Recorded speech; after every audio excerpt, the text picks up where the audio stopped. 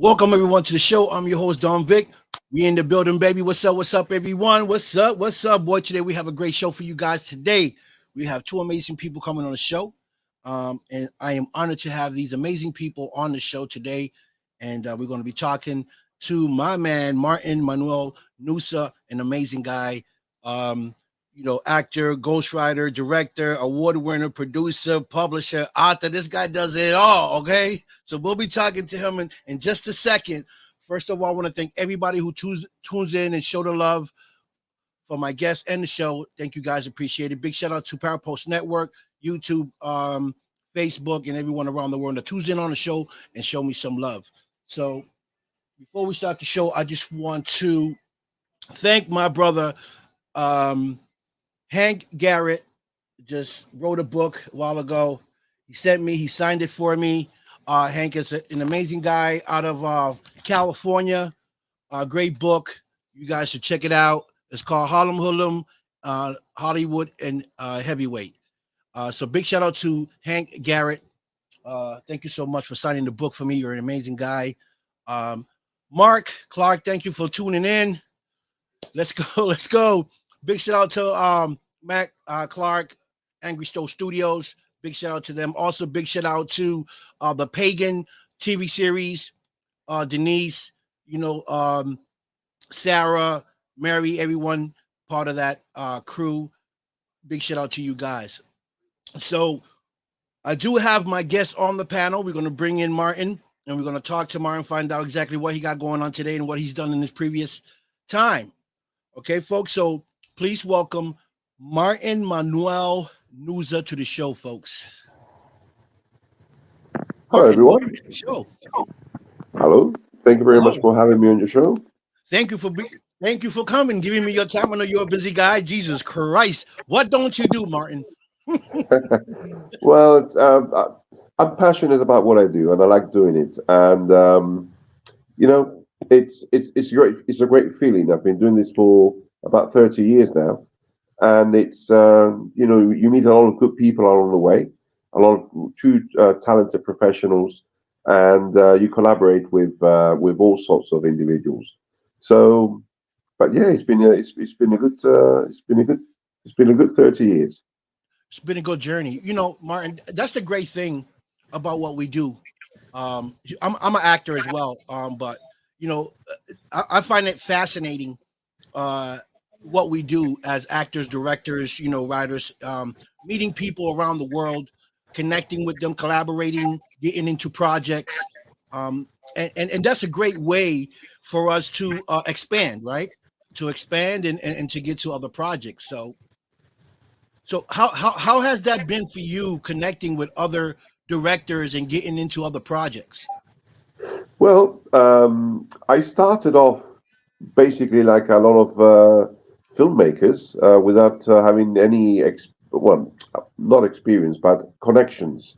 So I've learned the hard way, and I didn't have a helping hand when I started 30 years ago. So I've had to learn the really hard way. Like everyone else in the industry, I've had my back stabbed many times. We've all been there. We've all done that. Yes. We've all endured these harsh people that promise you everything, and then suddenly you find out that it's just not what it not is. going anywhere. Right. I've been fortunate enough during the past 10 years now that the projects I've been involved in are basically now a good collaboration, good teamwork, good crew, good people. And, in these past 10 years, I've been doing more than I have in the past 20 other years previous, thanks Right. to that. So I've managed to find how can I say this diplomatically? Find the correct path, the correct way to go forward. Right. And along my way, I've also written 3 books. I've published 3 books. The last one was actually published at the beginning of this year, called Snatched: The Unforgettable Cruise. And it's all to do with the cruise industry, the crimes that happen in the cruise on board cruise ships, which people are not aware of. And it took 3 years of research with the association in America the International Cruise Victim Association, and the lawyers, Mr. Jim Walker from Florida, to collaborate with 3 years of extensive research of crimes to assemble to make this book. And that's one of the projects I want to do for next year, to create it into a feature film. You know, it's funny you say that, man, Martin, because I was watching a documentary 2 days ago about crimes on cruise ships, murders on cruise ships. Yes, yes. And you're right, they don't really talk about crimes or murders that happen on cruise ships. It's like a lot of hush hush on that. I So, mean, crimes are not only exclusive to murders. Crimes can be anything from right. rapes, Yes. pedophilia, yeah, assaults, theft, missing people that go, the people that just vanish on a cruise ship. Yes. The default setting for all the cruise liners is that when people vanish, is they've committed suicide. They've just jumped off the ship. Supposedly. Um, but there's more to it than that. Yes. And this book has, in 3 years of researching for the book and with all the fine tuning involved, does highlight many of the true crimes, um, and also the goes beyond that, like the reason why they commit, why they are happening, and why they are allowed to continue to happen. It all relates to the flag of convenience, international maritime laws that are outdated, international waters. Um, there's loads of things that people are just not aware of. And I do hope that people begin to be aware of so they can enjoy the cruising on a ship.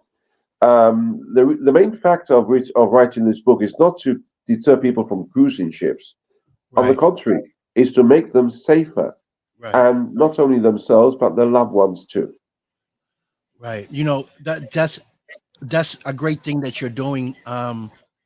Because a lot of people are not aware of that. A lot of people are not aware of these things that are happening in these ships. They just think, oh, I'm going on a cruise, everything is going to be lovely, we're going to go. And what can happen on a cruise is just a boat. How far can you really go, to get lost in a ship? So this is amazing that you're writing this book about crimes on a ship, because um, people need to understand that crimes just don't happen on land. They do happen on cruise ships.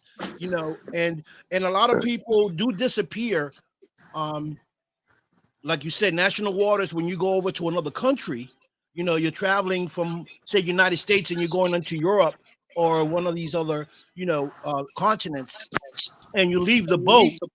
You come out, you leave the boat, and then you never return. So what happened there? What's going on? And what are things that people should look for? What are the red flags that people should look for when they're in a cruise ship? Well, the first red flag is that people are not aware of. When you get a boat, let's say, for example, hypothetically, you board the cruise ship on Florida. Yeah. The second you step onto the gangplank and you step foot on that vessel, even if it's still moored in Florida harbor, you are at the mercy of the flag of convenience. Wherever that ship is registered and has a flag, that means the ship may be registered in the Bahamas, in Bermuda, in Malta, and anything that happens on that ship from the moment you step on it, you are under the jurisdiction of that country, not the US. Mm. And that is the first red flag that you have. You've got to be careful. It's always good to do your homework. You go on a cruise, check out what ship you're going in. Check out online before you get there what country of origin is it registered at. Check the laws of that country, and that will save you a lot of grief later on if anything should happen to you or your loved ones. Right. Get a direct number to the embassy from that company, for example. And apart from that, don't advertise yourself. Keep yourself on a low profile. Um, be careful of who's around you, who's listening to you, who's always behind you or observing you. There's a lot of malintentions on board cruise liners. And not only does crime happen to only passengers, it also happens to crew members. Mhm. Crew members also disappear Oh wow. on board. And a lot of the cases, most significant high profile cases, are of crew members who just went missing on board and they've never been found. And the circumstances arising on why the company automatically goes to the default setting of they must have been depressed and they just jumped off, and Right. that's it. Right. And then it's one of the most popular cases was Rebecca Coram from Chester in England. She disappeared on board a Disney cruise. Mm. Her job was to look after the children, the kids. Mhm. I mean, if a family goes on a cruise ship, the first thing they do, or the second thing they do, is grab the kids, take them to the monitors on the ship, assume they're safe, and leave them in like a kindergarten, and you go out and enjoy with your partner a few hours. Right. But who is it actually who's Watching. holding watching your children? You Right. don't know them. You Right. assume they're okay because they work on the cruise line. Mhm. So you assume they're vetted. Again, here comes another controversy. Some of these guys are not vetted adequately. Mm. And, the book covers a lot of this. And I remember also one of the main um, crimes, or one of the main um, cases that really impacted me when I read it, and I actually saw the CCTV footage of the incident, happened also on board another Disney cruise ship. Mm.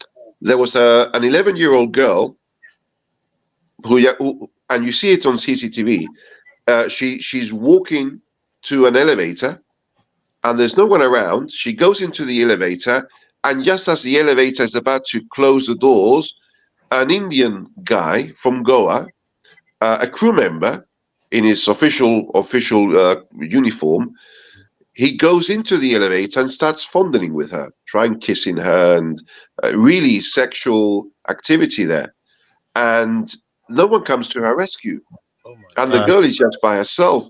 And it's by pure luck that she manages with her leg to keep the elevator doors from closing. Mm. Something happens that the gentleman in question from India, he is actually, he hears someone approaching, so he runs off. And then we see the girl coming out in tears from the elevator, and she's just walking aimlessly, probably looking for her parents. Right. Eventually, the parents find the girl, and now we go to the case file that I've read of what happens afterwards. Mm. The mother, an American lady, she understands what has happened to her child, 11-year-old child, and she immediately insists on wanting to see the captain. She becomes, as you would expect, a real, machine. I want to see the captain. This has to be Yeah. cleared up. This is, this is. Cut a long story short, the company and the purser refuse to show her the CCTV footage. They assure her that the gentleman in question will be dealt with, and to keep everything in the hush hush. Mhm. That here nothing will really seriously happen, apart from maybe a little, kiss here or there. This is totally inappropriate behavior and response. So what happened then is that, unbeknown to the mother, that evening, their ship is sailing to its next port of call. When it arrives in the next port of call, in the very hours of the morning, that gentleman is kicked out of that ship and is transferred to work duties on the sister ship that's waiting for them in the next port of call. Oh wow. So now the problem is removed from that ship And put into and and then replace. put the problems in another ship. Oh wow. So now the mother hasn't got anyone to have arrested or restrained. Accused, yeah. So when she returns, when the ship does it turn around and goes back to America, the American law cannot do anything to help because the ship was registered in Bermuda, so the Bermuda police had to be called in. Right. At the end of the day, 9 years later, they managed to arrest the gentleman in Goa. 9 years later. What would have happened, or imagine the amount of children in those 9 years that this gentleman had his hands on, can easily been avoided. Right. And And like that case, there's many others. right, and that falls with also human trafficking, you Yes, know, because not only human trafficking, organ trafficking. Oregon, yes. There's That's there's a lot of mafias on board ships, and they target the most vulnerable. The most easiest are the ladies, the females, mhm. between the ages of 14 to 22.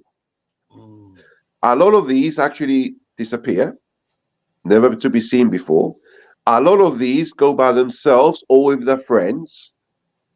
And even if they go with the family members, they tend to be outspoken too much, which is what I said earlier, keep a low profile. right. Because all you need is because you're talking about a ship that has over 2,000 people. All it takes is for that individual to show off a bit, raise your voice, get noticed, and the mafias will make sure that you don't leave that ship Mm, wow. because you're more valuable to them than you think. Wow, that's But that's again, that's people are amazing. not aware of this. Right. I'm glad that you're writing a book about The this. the the book's already written. Oh, It's it's already written. published. It's out there. Oh, okay. Okay, what's the name of the book? It's called Snatched, Okay, Snatched. Okay. and it's Unforgettable subtitled. Cruise. Okay. Snatched It's Unforgettable Cruise. subtitled the Unforgettable Cruise. I mean, in America, you've got it in Barnes and Noble. You can get it on Amazon and some other retailers over there. Also in Europe. Mm, right. It's amazing how, you know, these people operate, and you never know who is who. No, So you're right. You have to be aware, keep a low key, and always be observant of your you should surroundings. always be observant of your surroundings. If you see the same person, um, maybe following you, because you find that same person in another part of the ship where you are, and it's a big ship. It could be very coincidental that you find the same person at the same time where you are, unless he's either or she's either following you, or maybe they could be just Coincidence. coincidentally where you are. But if you find the same person again and again and again around you, that means there's something totally off there. Right. It's not normal in such a big vessel. Right.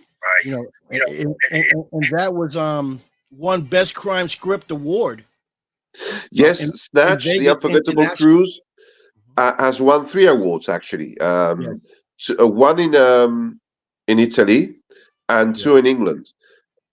Oh, sorry, and the last one was it won actually in Las Vegas, the international Internet Las Film Vegas. Screen Yes, Festival. Script and Festival. Yes, Yes.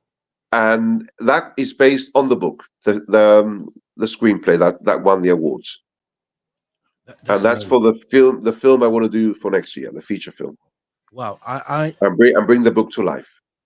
I, I definitely I definitely want to see that. Yes, I definitely want to see it. It's very interesting, and it's based on true things that happen in life, and it's great to aware people, because sometimes people don't listen verbally. They look at a movie and it might click in their head when they're watching a movie and actually seeing things happen. Uh, so that's I'm glad that you came up with that and that you're shooting a film for it next year. That's going to be an amazing film, and I want to be able to watch that. Um, tell But it's me going to about. be. Yeah, Sorry, go no, ahead. so Go I ahead. was going to say it's going to be a very good project. Yes, yes. Just by talking about it, I already know it's going to be an amazing project. You know, so I can't wait for that to happen. Tell me about um in Tenebras. Okay, In Tenebras. I wrote in Tenebras. It's actually for those viewers who don't know what in Tenebra means. In Tenebras is Latin, and it means into the darkness.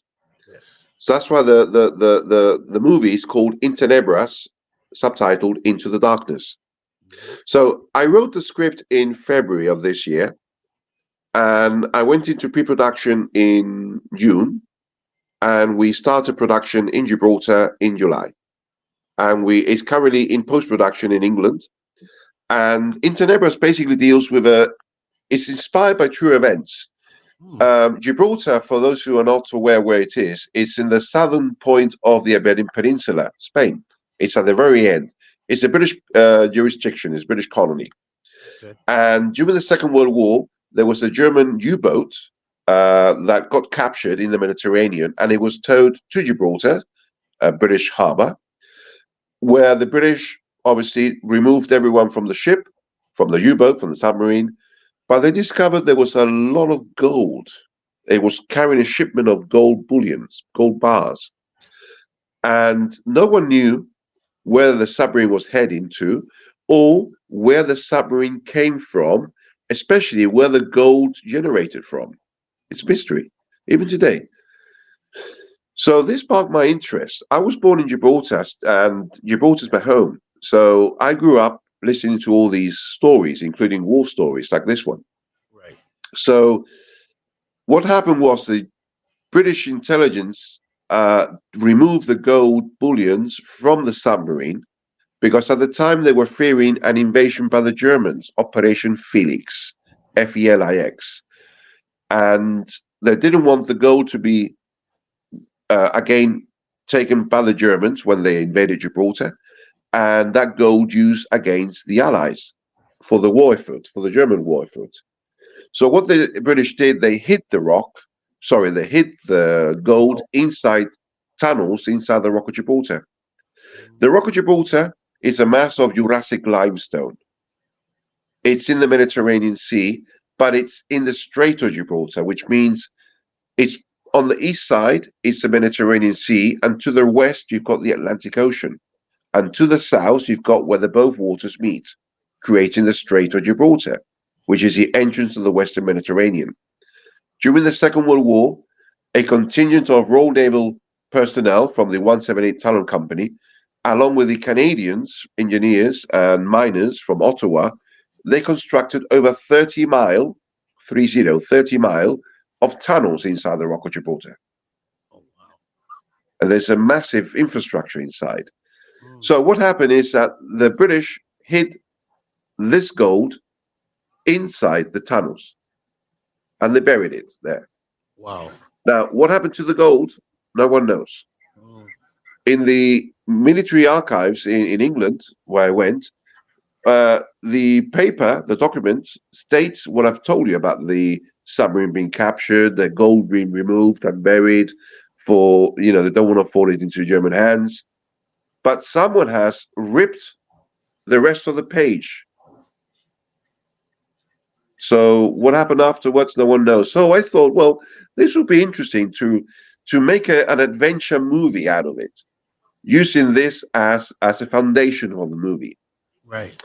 So I created that in present day. In Tenebras is a movie set in present day, 2023, where the grandchildren of one of the officers who buried the gold drew a map, treasure map, where Mm, X marks the spot.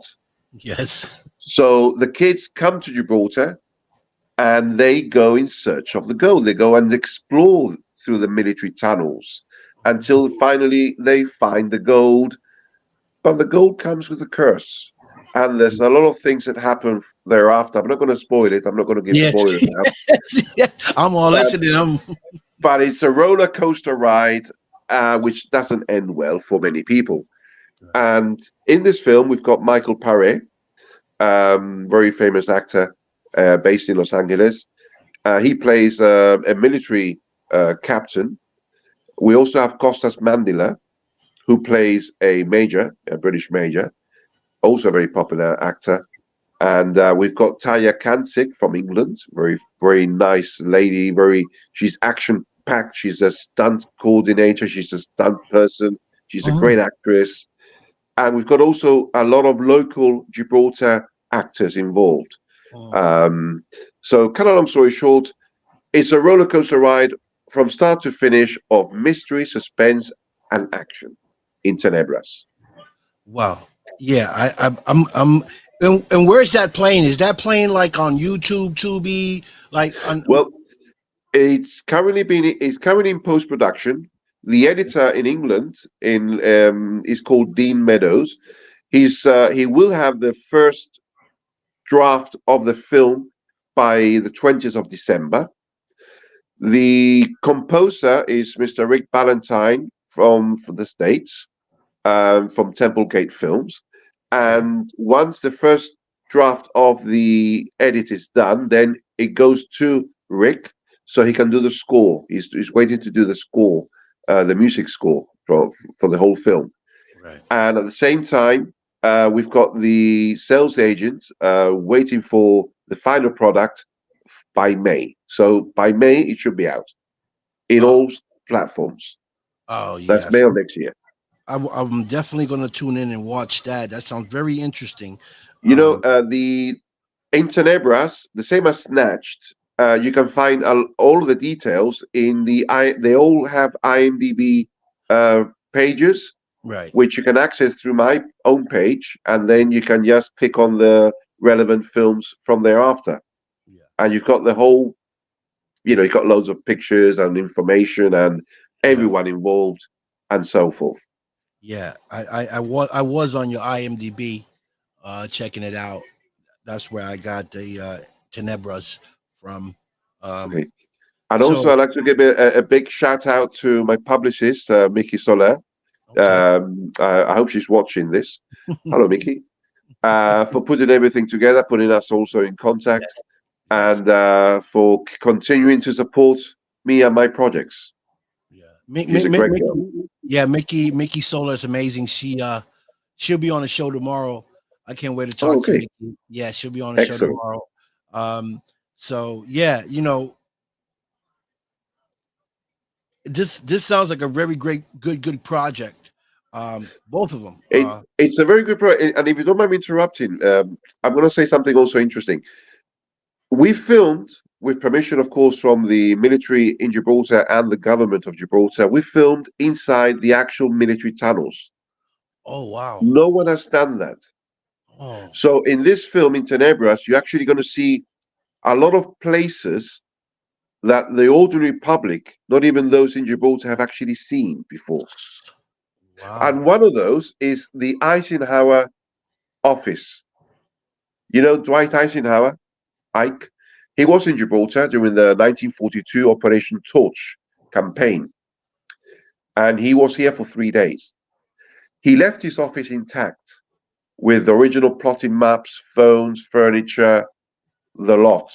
But that office is in a secure location and is Mm, currently run at that location by Continent 8, which is a private company, but they have it from the military. So after negotiation with Continent 8, we were allowed to film not only in Ike's office, which has never been done before for any feature film, but we also filmed inside the actual communication room from the Second World War. oh my God! How amazing is that?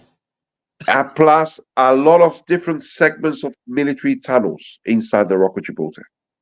Wow. So we didn't use film sets. We used the real McCoy. Wow. Was it difficult for you to to get permission to Yes, film? it was. I mean, it was difficult. It's good to know contacts, to have contacts, but at the end of the day, it all comes down to security and also to what will the end game be here. I mean, it's a film, fair enough, but who's going to see it? So there's a lot of things they want to know in the background before they give their yay or nay approval. Right. But finally, we got permission for everything. And I'm very fortunate with that. And I want to thank again the government of Gibraltar, the Ministry of Defence, the customs unit. They also supplied the vessel and some of the men for some of the scenes.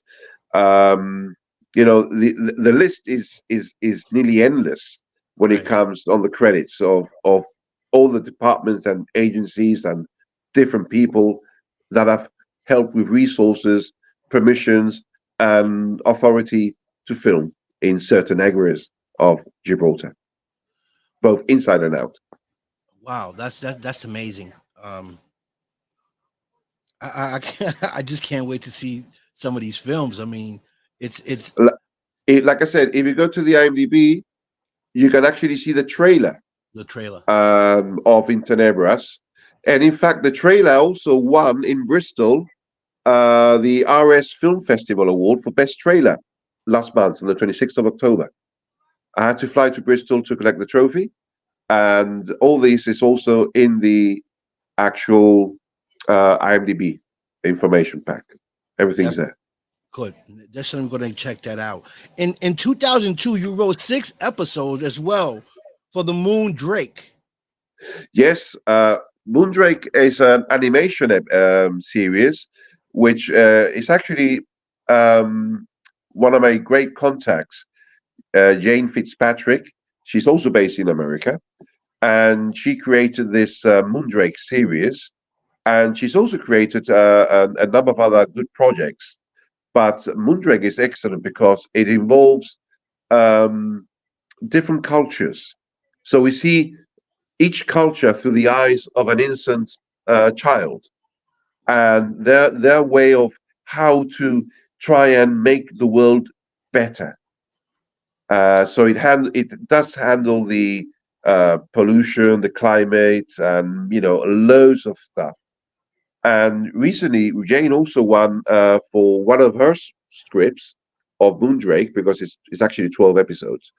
Um, she won also a best award for one of her scripts on that one too. Right, So it's a very good series. right. We're going to check those out. And uh, you co-wrote as well the first season of Station 211 or 2111. 211. Two one. 211 Station 211 deals with the Germans during the Second World War. Their secret base in Antarctica. Mm, So what happens is that my associate Russell Go in England, he had this idea of creating conspiracy alien scenarios based around the 211 base in Antarctica. So I started researching, and there's a lot of things happening in Antarctica. Again, yeah. very mysterious, Yes. which opens the doors to conspiracy theories. Hmm. So, what better platform than to write a great series based on reality, which is 211, Right. and yes, create a great episode that will continue in episode 2, 3, 4, and so forth until episode 8 for the first season. Right. So 211 actually covers everything you can imagine. All the real life events, the people, aliens abductions and Right. Right. conspiracies, the Bermuda Triangle theories, and it covers even the COVID issues. Wow. Conspiracy about COVID. Wow. So it's also a very big eye opener. Yeah. Um, that series. Yeah. I watched something about Antarctica where this pilot was flying to Antarctica and he went over Antarctica and he started seeing like land and green and he said he went underneath like this cave and he flew the plane in and he started seeing amazing things under like another crystal, like a crystal city underneath all, the caves. It was like a big city underneath there.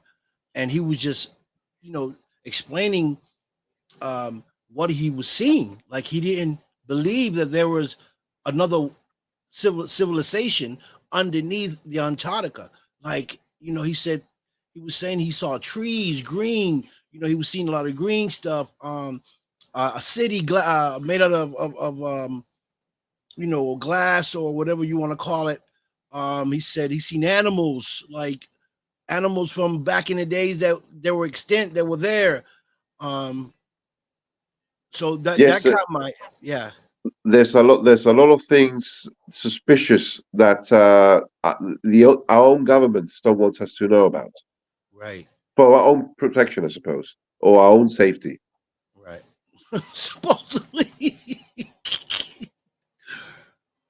Okay, so in 2020, you were awarded Best Producer by Onero's Film Festival in Italy The and Woods in Vegas. Encounters, yes, that's Yes, a project that we shot in Spain. That particular project, the Woods Encounters, it resembles. Do you remember the Twilight Zone, the movie? yes, yes. The It, Twilight it Zone. had four different segments. Yes, One totally the other, nothing to do with the other one. right. Well, the Woods Encounters is similar based on that in the sense that it's four different stories, but it's the same characters, but different time periods. Mm, So it goes into the sense of reincarnation. So the same actors play four different lifespans in four different times, like yeah. the Second World War, time of the Inquisition in the 15th century, present day, back in the 70s. But there's something that joins them together. And it's a climax at the end that you realize what everything's about. And the Woods Encounters is got a very good score, which was done by Alan and Randall Lynch from America. And the director Pedro, who's from Spain, is doing the fine tweaks because I wanted him to do a number of adjustments to the film before we actually release it. And it's actually going to be finished next week. I was speaking with Pedro only yesterday, and to fine tune the last segments. So the Woods Encounters is going to be a great eye opener again for a lot of people. Wow. I seem to be getting involved in a lot of controversial or I see. conspiracy. I see. It's like I'm not afraid. I really am not I love afraid. that. I love it. Someone's got to tell the truth out there, see what's Yeah. happening in the world, and you know, I'm doing it because I love my passion of the film industry, of writing. What better way or subject to write and film about true events? True And events. if there's anything mysterious about it or conspiracy about it, so be it. It is there. It is there. I'm not reinventing the wheel here. Right. Right. Right. So that's me anyway. Martin, I love movies or stories that are based on true events. Um, you know, it's just amazing about the things that are out there, and to think about to think about something that's happening, to watch it in on a film with your eyes is totally different. Because now you're feeding your vision with what it's on your mind by I'm the I'm I'm going to explain something to you very okay, very quickly. okay. In 2019, another associate of mine, Adam Saini, was involved in a project called Scotland. I came on board as executive producer of that project. We filmed that in India for 5 months. Mm, Scotland is based on a true story. As you may know, or your viewers may know, in India, the females, the girls, they're not looked likely. They're sort of, uh, you know, if you're female, you're worthless. right. Wow. And I feel adamant that is totally wrong. Yes. So there was a story that I heard from Adam, which really captivated me. A doctor from Scotland who was originally from Delhi, from India, was called from Scotland to go to Delhi to treat the mother of a very high-ranking official there, a minister, a very powerful man. So he goes with his teenage daughter from Scotland, and they travel to Delhi. Whilst the doctor, is treating the mother of the high-ranking officer or minister, his daughter, the teenage girl from Scotland, gets gang raped by four men, What? and she's left to die. She nearly dies. What happens, and this is all true story, is that one of those four boys, teenagers, is the son of that minister. What a When twist. it's a big twist, when the father, the doctor, saves the life of the minister's mother, the minister threatens the doctor to keep his mouth shut of what happened to his His daughter. daughter. It's a bit of a little mix there. But cut a long story short, the minister exercised his power to hush the doctor and remove him. You know, he's done the operation, he's successful. Now you can go back to Scotland and get go with your daughter, half dead anyway, but doesn't matter. Take her with you. Oh my goodness, that's And insane. the doctor says, no, you're going down. Your boy's going down. And that's a big mistake because this guy is very powerful. He's corrupt. He's got the juridical system in his palm of his hand. So what happens? The boys, the four of them, go to court. They get acquitted. Nothing happens. They go free. Wow.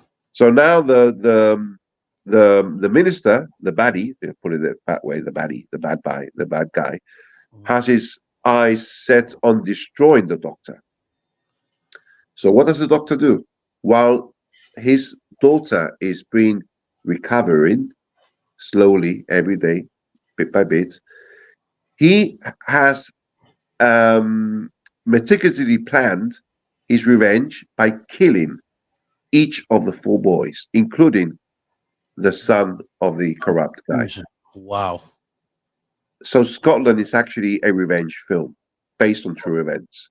Oh my And goodness. he got away with it. Literally, he went after the four kids, And and it's the only way he could have justice.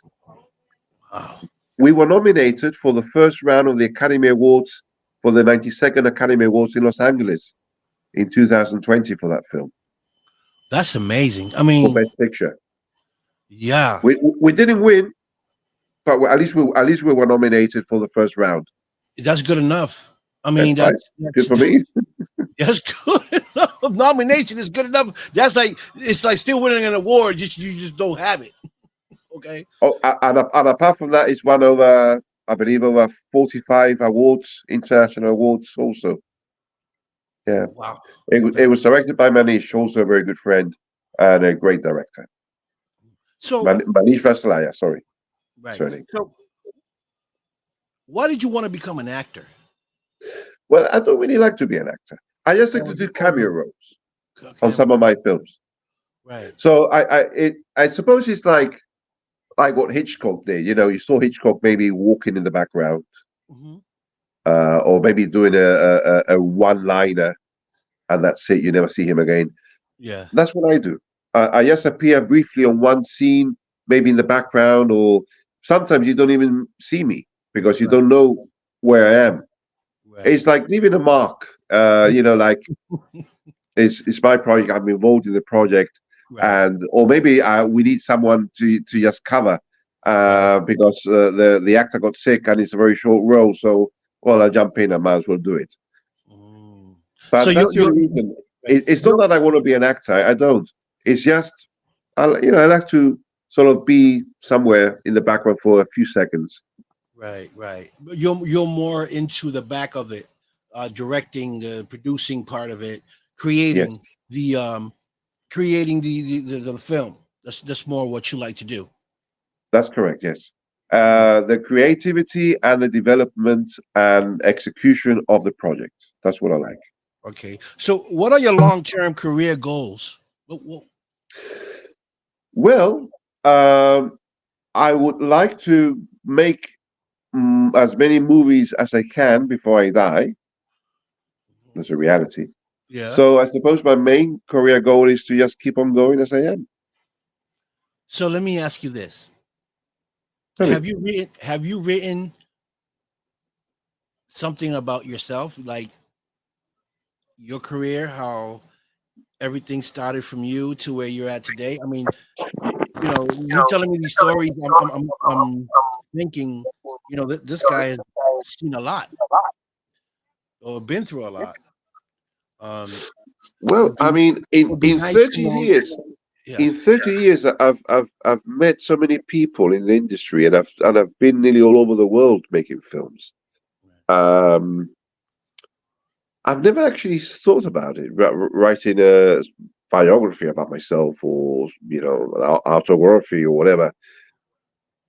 Maybe that could be something further down the line. You never Yeah. know.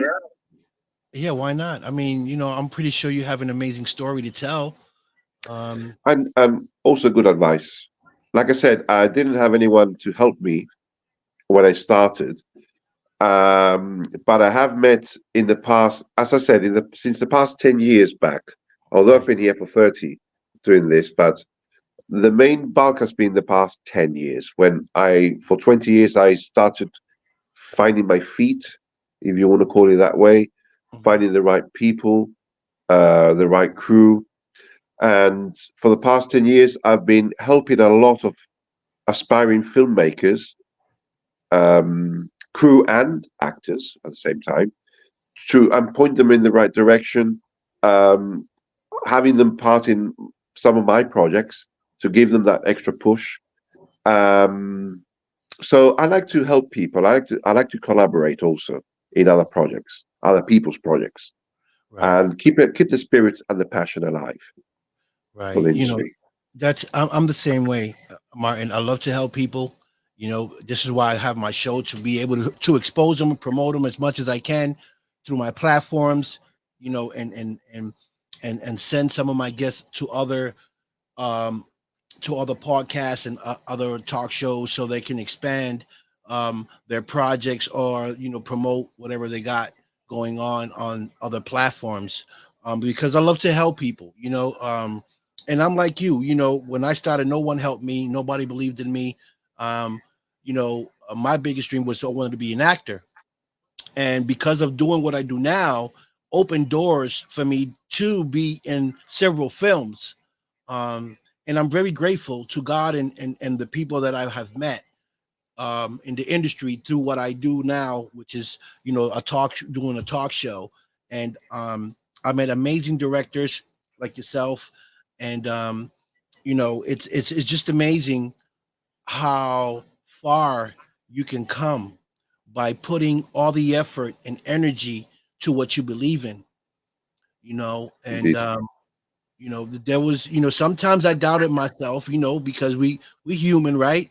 We get to the point where we push, and nothing is happening, where you say, you know what, should I give up or should I keep pushing? And just when you're about to give up, that one door, oops, pops open. And that's what kind of happened to me. And that's why I love to help people. And because I know how hard it is to want to become an actor or get an opportunity, and no one gives you that opportunity. I want to be that guy that can give you that chance, or connect you with the right director, connect you with the right actor, connect you with the right project, to give that person an opportunity, you know um because I know how it feels when no one wants to help and no one wants to open those doors. You know, Indeed. right? And I'm not a big actor, right? I'm not a big name known, but um, I'm involved in several projects, um, and I've met along my journey, Desert Fiends I did in Las Vegas with Tom Arnold and Bei Ling and Eric Roberts. You know, high name profile actors, and I was in that film, and that just gave me more confident, right? More confidence, and to say, you know what, I got here, and I want to be able to help people. So Yeah, you should never lose hope. never. And although, like you well said, you're the worst enemy, you're your worst enemy because, especially at night when you're just lying in bed, that's when your demon starts attacking you. Like in the sense, why am I still persisting in this if I'm no good or that? And but who's telling me? Why am I no good? That's not true. I am good. I've got the passion to see this through. But you're constantly rotating in your mind, and that's constantly eating you in. So never give up hope. And like you said, the door will always open. There will always be a door open. You just have enough. You just have to have strength to go through the door. That's right. That's right. 100%. Um, what techniques do you use to develop characters? Well, I prefer my own personal experience. I prefer drama, dramatic characters, emotions. Mm, I don't like just typical action, like um, Jackie Chan, for example. He's a great actor, yeah. but you know him because of his stunts. He does his own stunts and he does his own action stuff. Right. But I like a combination of drama. I'm old school. I You me prefer too. drama. I You want prefer to see feelings. You want the to see emotions. emotions. Yes. So to develop a character, I first need to know what the story is, how much emotion is in the story. And then I work backwards. I don't work forward, I work backwards. Mm, The climax is this here. That's the climax. How do we get there? So then it's a matter of establishing the early stages of the climax, as much drama and emotion as possible to justify the action in the climax at the end. mm, So if the story is good and is compelling, that's how I determine the characters for it. mm. What What do you believe is the most challenging aspect of being an actor? Patience. You need to have patience. Patience is If the you don't key. have patience, you're not cut for this. That is I'm going to so give an true, man. example. I'm That going to is give an so. example, as you well know. Michael Paré, great friend, he's a great actor. In Gibraltar, we were doing sequences in the tunnels. Mhm. The tunnels, they're not sets, they're original stuff. It's dark in them. So you need extra time to prep them for the scenes. Right. So I remember Michael and myself sitting outside waiting, and it seemed like waiting forever. The hours just passed and passed and passed, while the guys were still setting up inside the other scenes. And I just looked at Michael, and Michael looked at me, and we sort of had that little glance, like, this is what it is. It's good thing we're not making any reservations for dinner or whatever, because we Not don't know making what it. time we're going to finish. Right. On another scene, on another night, we were filming inside the com center I was referring to with Eisenhower's, Continent 8, Point Tenebras. And Costas Mandila said, "What's the time?" I said, "About 2 in the morning." "Well, can we at least go home to rest?" And I says, "No, because we still have to finish 4 other scenes before we go." He just understood that correctly and just waited patiently. Right. You know. If an actor doesn't have patience, it doesn't matter if it's a big super million budget film and you've got a 200-man crew doing the stuff while you're just waiting. Or if you are a very small production company and you've got 5 people working on the set, you as an actor have to have the patience needed to wait until you're called. Right. A lot of actors don't understand that. They Right. expect to be entering at 9 in the morning, get into character, and leave at 2 in the afternoon. Right. Doesn't work that way. No, we don't. I've learned that. Especially extras. I Especially think extras are the most one that really have to wait. I mean, you have to have patience because you extra. You can be an extra. You could be at the end of the at the film. Your part could be almost at the end. And what I've known by some producers, I mean directors, is that now is that they don't bring you right in. They'll wait till it's close to your part, and then they say, "Hey, we need you to come in." You come in, and you go in there. You probably wait a couple hours, and then you're there. Um, but patience, you're right. Patient, you got to have patience to be an actor because you know you don't know when when you're going to be called in if you're an extra or a background. Um, when you're to have a lead role, you kind of know when you're in. When your part is in, you're in. You do your part, bam, and you're done. But backgrounds and extras, you know, it's really tough to be an extra person in the film because there's a lot of waiting. Uh, a lot. So In, I in agree. all in all fairness, I like to keep my people happy. Right, I always like to have a great catering prepared, make sure everyone's fed correctly, and try to keep motivation on. right.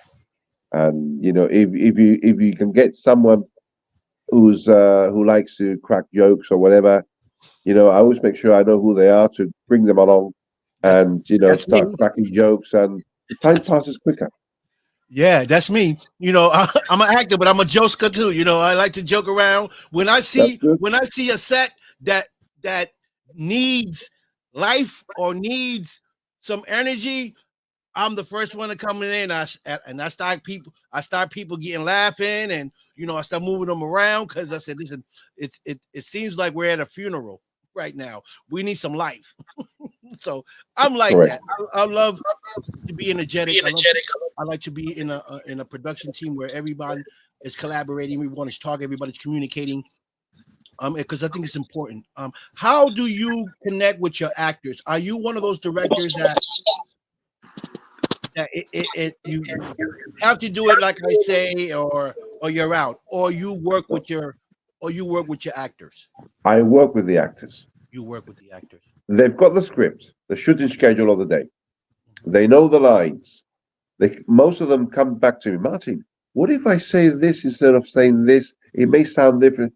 I say, listen, as long as it looks good and the message comes across, do it as whatever you feel more comfortable with. Awesome, And that's how I treat them.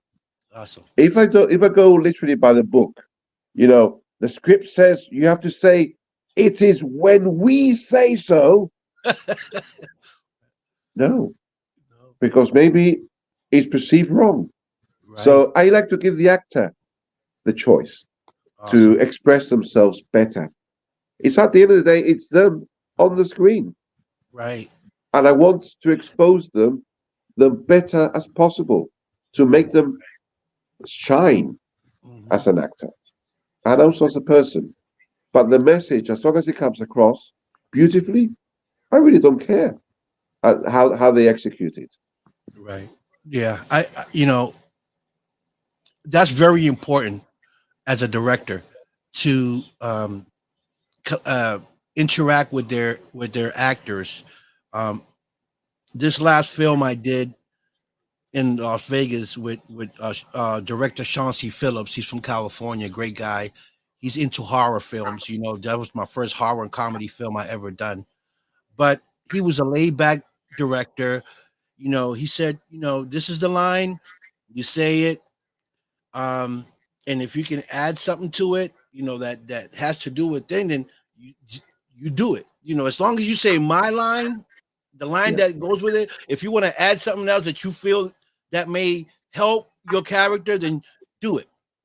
And it made me feel more comfortable as an actor because he gave me that green light to say, hey, it's okay, be yourself, you're comfortable, do your line, you did it. And then he said, you got anything you want to add to it? We'll shoot it and see how it goes. And he did that with every other actor, and the movie came out phenomenal. Everybody was happy. You know, Sean is an amazing director, and I like to work with directors like that. You know, and give you a little bit of leniency. Um, Yes. It's very uh, important. yes, it is. And that's what makes I think an actor become a better actor when you work with Yes. great directors like that. Um, so, how do you deal with criticism? I don't. You know? You, if people don't like You it, say, I they know. don't like it. I don't care. Right, right, right, Honestly, I don't. I put it this way: criticism is criticism. What I like may not necessarily be what you like. that's right, What you like may not necessarily be what I like. right, So you may do something that you think is good. I may criticize you. Oh, that's rubbish, and right, vice versa. So when it comes to a project, a film project, as long as everyone involved is happy with that, with the script, with the way it's shot, and we execute it perfectly, and it goes out, and we're happy with that, that's it. that's it, If you watch it as yourself and you don't like it, that's your prerogative. that's right, I'm not going to feel bad about it if you don't like it. right, It's right, true. I right, mean, I may feel sad that you don't like it because after all the effort and hard work gone into the project, for you personally not to like it afterwards, I feel bad about it. right, But I don't lose sleep over it. right. So how do I deal with criticism? I don't. I move on. Life Okay, is too short. If you yes, start wondering now what's going to happen or what's going to happen, oh, he didn't like this or the reviews came in or this, people are people. right. They don't have the same likes. They Likes, don't yeah, have the same dislikes. right. It's you cannot please everyone. Everyone, exactly. You cannot. And if you think you can, you're mistaken. Mhm. Because there will always be someone there who will criticize you. No matter how good you are. I mean, it's it's a reality of life. Yeah. So get on with it and just crack on. Okay, so we're gonna give you the last question of the show. What do you find most difficult about being a director? Okay. The first thing I find difficult of being a director, if it's a director producer, is to find the finance for any project. That's the hardest Because part. without the finance, there's no project. And there's no project, there's no work for the crew also. So when it comes to what I find difficult as a director directing is to have inexperienced actors. Again, the slate comes in, clapperboard, scene one, take one, roll. Sometimes it's scene one, take 40. And you're looking at the watch, bloody hell, you know, you should have gotten this in the second or third take, not Right, 45 takes. right, right, So it's dealing with inexperienced actors. right. As a Okay. director, you have to cast the correct actors. But sometimes you want a scene in particular moment that the actor is just not projecting as he should or she should do. Right. So you constantly having to retake and retake, and every time you retake, everyone is That's more tired, right. is more exhausted. They just want to finish and rest and go home, Right. but you can't finish until you finish the scene. So it's as a director, myself personally, myself as I am, is just dealing with inexperienced actors. Okay.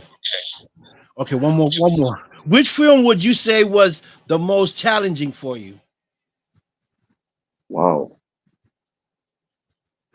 To date, to to date, date? To date. in Tenebras, Yeah, to that was okay. the And one we just did in what would you Gibraltar, say? What would you say was? What would you say it was the most challenging one for you? because it was the only film that I've been involved in that we haven't used any sets because we've used real life locations, and I wanted to use those locations because it would give the film an extra sense of more reality. Yes. So why has it been challenging? Because, like I said before at the beginning of this show, no one has actually done a feature film, an entire feature film inside the tunnels. Wow. No one has actually filmed inside where Ike's office was, inside the rock.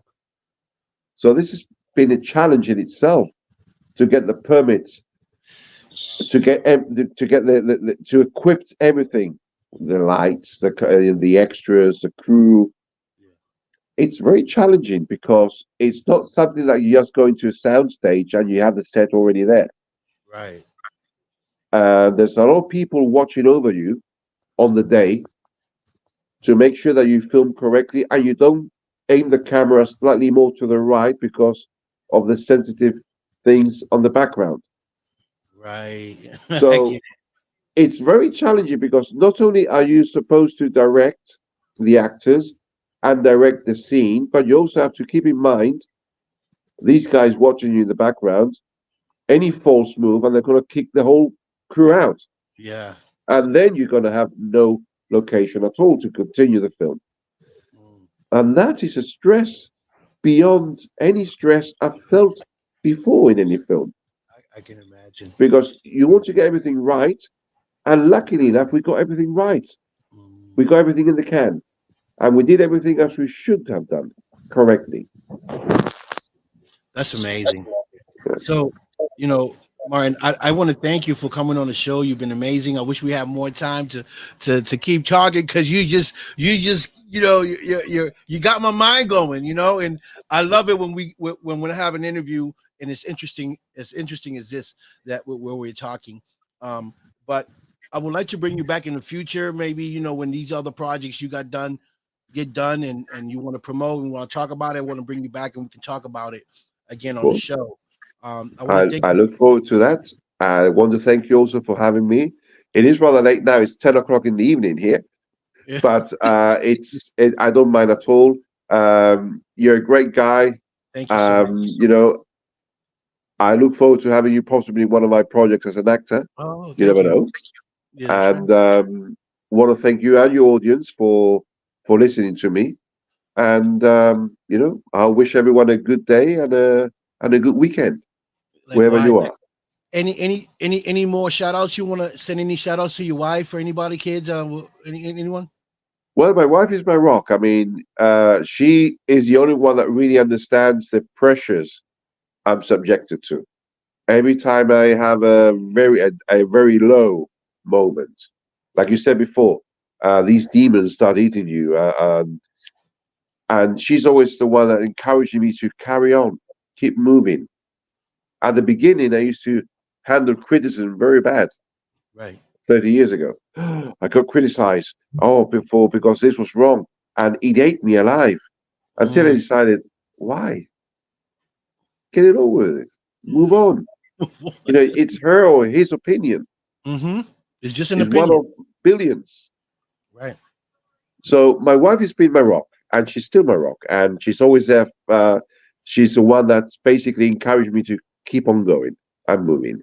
So a Amazing. big shout out to her, to Nadeshda. A big shout out to Mickey Soler for keeping her passion for assisting and supporting myself and my project.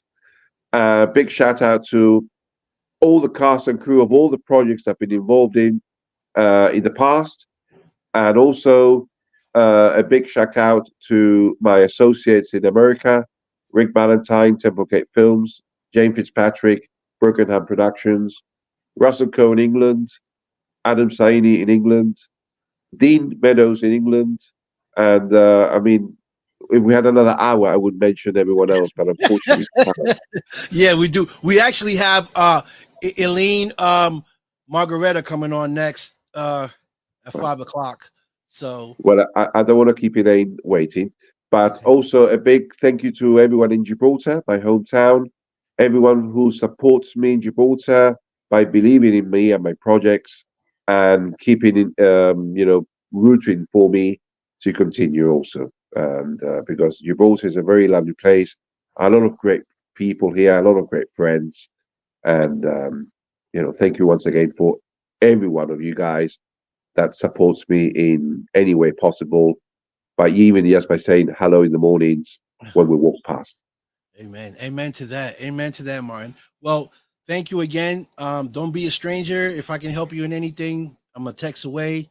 Um, and I would love to see more of your projects.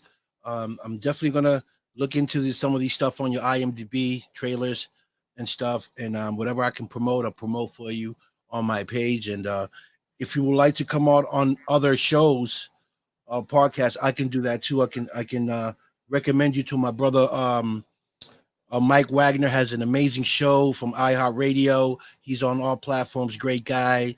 Rebecca Mahan, she's from California. Got several other talk shows that I can recommend you to and get you on there so you can promote your films and stuff like that, which will be good, for you to promote it and people put a face behind these films. Well, thank you very much. Look forward to that too. Okay, awesome. So I'll do that. I'll talk to Mike. I'll talk to Mike about you, and if he says it's a go, I'll connect you guys, and he'll make the dates, and you can come on out on the show as well. Well, thank you very much for your candor and for your assistance. Yes, sir, Martin. So have a good night, because I know it's 10 o'clock over there. You have a good night, and I'll talk to you soon, Martin. Okay, thank you very much. Have a good day yourself, a good afternoon, and bye for everyone. Thank you Okay, once again for having me. okay, good night. Yes, yes, that's Martin Manuel Nuza, folks. Great guy, as you can see, director, actor, ghostwriter, you name it. The guy does it all. It's amazing. Make sure you guys go to his IMDb and check out his trailers. Um, and any other information that you might want to know about him, it's on his IMDb. So I want to thank you guys for tuning in. Tune in at 5 o'clock. We got Elaine Margareta Nobian coming to the show. She's also an award-winner actress. She's coming on the show. We're going to talk to her and find out exactly what she got going on today and what she has done in the past. So folks, just tune in. I want to thank Miki Solar for it, making this happen with Martin. Nikki, you're great. I love you, girl. Thank you so much. And thank everyone else for tuning in. And I'll see you guys later at 5 p.m. Make sure you guys tune in and see this other amazing guest that I'll have on the show. And remember to share, because sharing is caring. And I'll see you guys at 5 p.m. I'll leave y'all with peace, love, respect, and I'm out of here, folks.